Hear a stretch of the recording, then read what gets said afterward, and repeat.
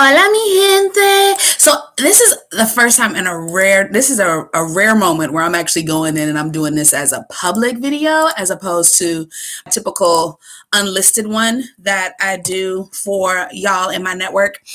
And the reason why I'm doing this because this is actually an interesting thought that I've been thinking about. So I'm posting this in my Mighty Network because I want y'all to be able to see it. But I'm also doing it as just like a public thing, only because like some folks are looking at my YouTube stuff, not a whole lot, but some of them.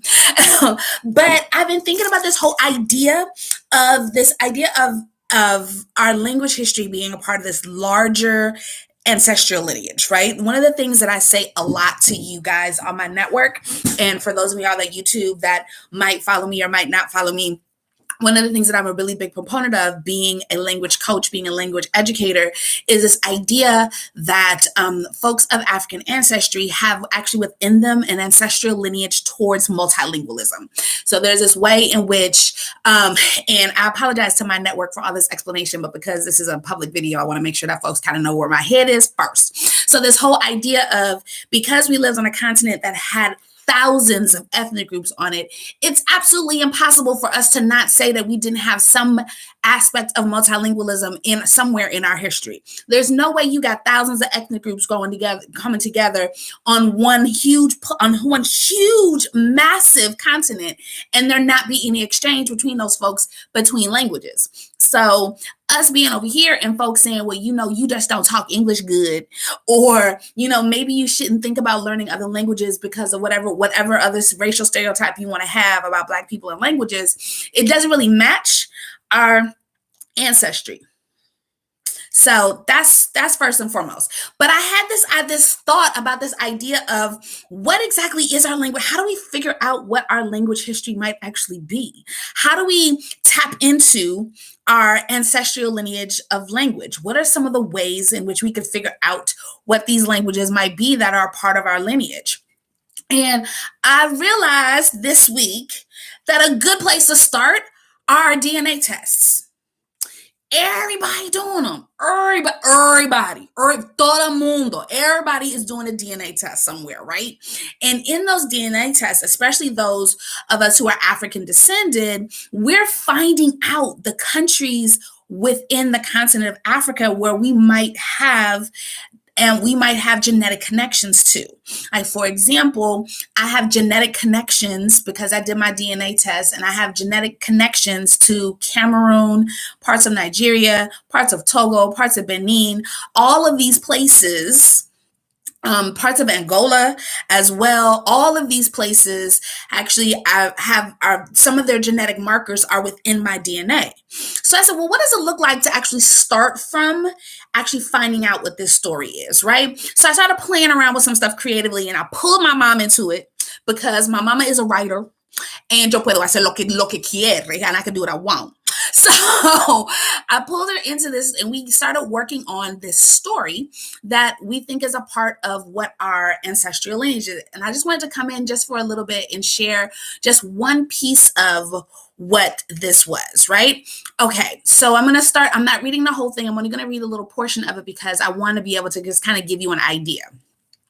So among the powers she possessed to help guide and protect her people, beyond seeing into the future and healing, she had the power of languages. She could communicate with any of her people, no matter their country or language of origin. In her divination, she saw that this was something that she would have to pass on to her children. She was captured by Portuguese slavers on her land. So we're looking at that Angola piece, right? She had been foraging for healing plants when she heard them. Men smelling of dirt, sweat, and blood surrounded her. They were yelling at her and each other in their languages. She could understand them, but it was painful. Their languages brought pain to her spirit. These were the languages of the conquerors, the slavers, the brutishness found beyond the ocean she was being forced to traverse. These were languages she would have to pass on to her children if they were to survive what lay ahead. So I'm thinking about this story, only because it's only a little piece of it, right? There's a whole lot more to it. But esa parte pequeñita que compartí, this little piece that I shared with you guys, is really getting me to think about, okay, what are some of the ways in which my ancestry connected with languages? What are some of the ways in which how I understand and see and even learn language right now, and how is connected to what might have been going on with my lineage prior to us coming over on this side after during the Ma'afa. So I put this challenge out publicly, and I'm sharing it with my network, and I'm making this particular video public on YouTube for those folks that might be able to find it. What exactly does your DNA story tell you about your language history? And I'm speaking primarily to those of us that are part of the African diaspora, because that's where my business is, that's where my business lies. But this is a question that could be for anybody if you wanted to take it how it resonates, right? But what is it about what you know about your history, what you know about your ancestry, that leads you to how you speak right now? Because it's not just a matter of, and I'm thinking in terms, like April Baker Bell talks about this whole idea of this linguistic racism that happens, and we've got Flores talking about this idea of racial linguistics and all of these things. There's a whole bunch of scholarly stuff because I'm a scholar, so that's what it's going to be. But being able to look at all of that from just a perspective of just the general audience, if you were to look at your DNA test, what does your DNA test tell you about your language ability? What does your DNA test tell you about who you might be in language?